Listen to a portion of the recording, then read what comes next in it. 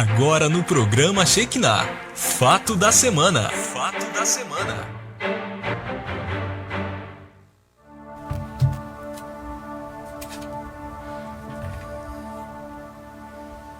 Amém. Glória a Deus, pastor Davi. Glória a Deus, queridos. Nessa tarde, eu estava conversando com o pastor Mauro essa semana e sobre o Fatos da Semana. E a semana passada eu estava orando a Deus, a nossa igreja está num propósito de oração. E pela madrugada, Deus colocou um texto bíblico no meu coração que está lá no livro de Neemias.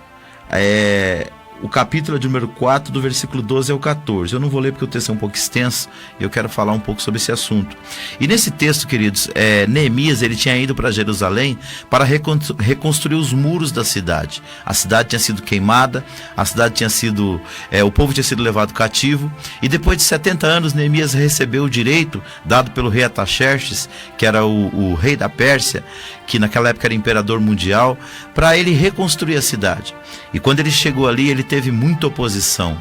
E diz a palavra de Deus que dois camaradas especificamente, chamados Sanbalat e Tobias, eles começaram a tentar desanimar as pessoas acerca da reconstrução dos muros.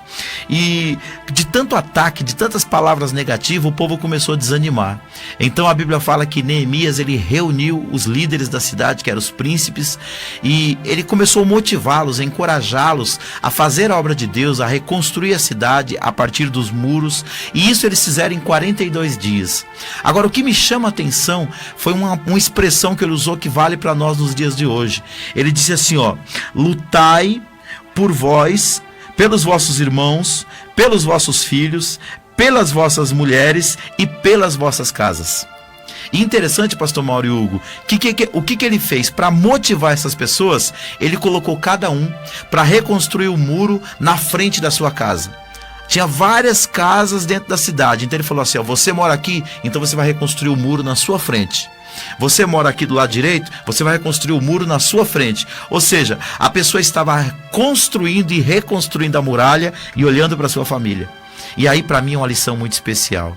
Por quê? Quando nós fazemos, e o assunto hoje é muito pertinente porque está falando de trabalho, quando nós trabalhamos pensando na nossa família, quando nós fazemos a obra de Deus pensando na nossa família, quando nós oramos pensando na nossa família, a nossa vida, a forma que a gente faz aquilo muda completamente. Então ele deu uma outra orientação para aqueles homens. Ele disse, olha, em uma mão vocês vão colocar uma ferramenta para vocês trabalhar. Quem é pedreiro vai trabalhar com a colher, aquele que é marceneiro vai trabalhar lá com o formão, vai trabalhar com machado, vai trabalhar com uma outra ferramenta, uma serra, um serrote, mas na outra mão vocês vão estar com uma arma, porque se o inimigo vier contra vocês, vocês vão poder se defender. Enquanto o inimigo não vem, vocês constroem. Então, irmãos, qual que é a outra aplicação que eu faço disso para a nossa vida? Enquanto nós trabalhamos para Deus, com a palavra, com o louvor, com a adoração, com o evangelismo, nós precisamos estar armados com as armas espirituais.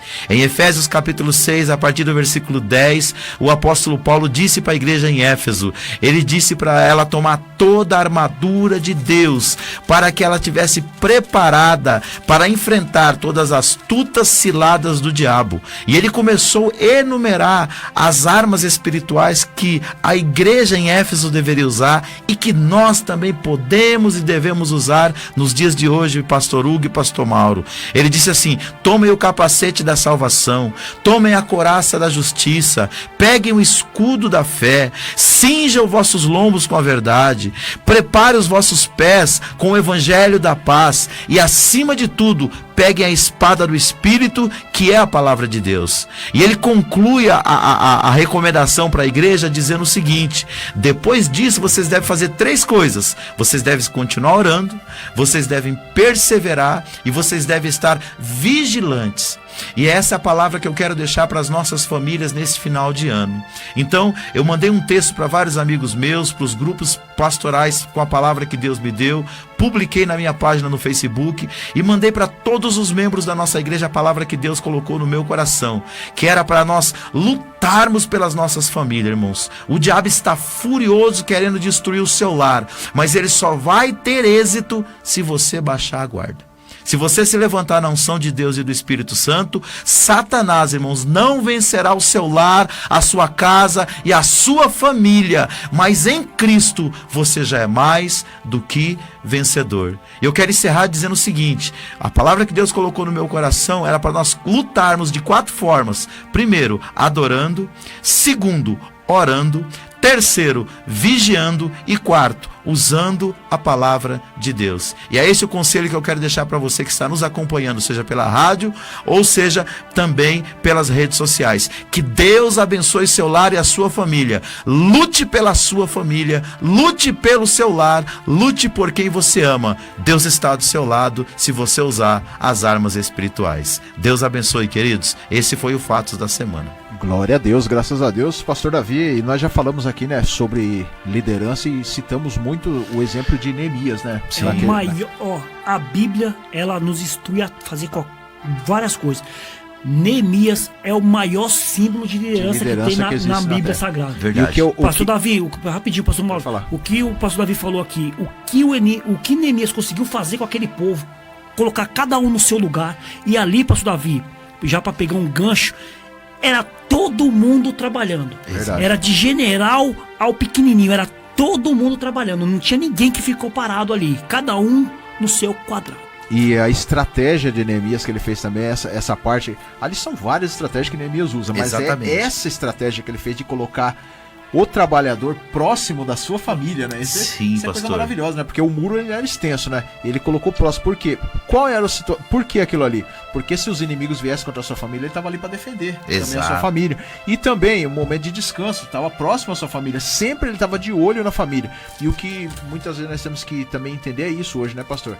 Nós temos uma vida atarefada, corrida, né? E às vezes esquecemos que a nossa família está lá, esperando a gente. Pastor, o marxismo, que é a base de todo o pensamento de esquerda no Brasil e no mundo, ele diz que a última barreira para você dominar o homem é a sua família. Então a ideia muitas das vezes desse tipo de pensamento é destruir o modelo familiar que nós temos, que é o tradicional e bíblico, porque ele sabe que sem família o homem está disposto a tudo. Entendeu? Agora, quando ele tem uma família, a família é um freio moral na vida de qualquer ser humano. Tantas tentações que vêm contra a nossa vida e a gente não abre mão, a gente não se entrega, mesmo nas nossas fraquezas, porque a gente tem uma família, a gente pensa nela. Agora, quando você não tem ninguém por quem lutar, tudo perde o sentido na vida. E mesmo diante das críticas, diante da oposição, Neemias batalhou até o final e conseguiu o objetivo, que era levantar os muros de Jerusalém. Graças a Deus, glória a Deus.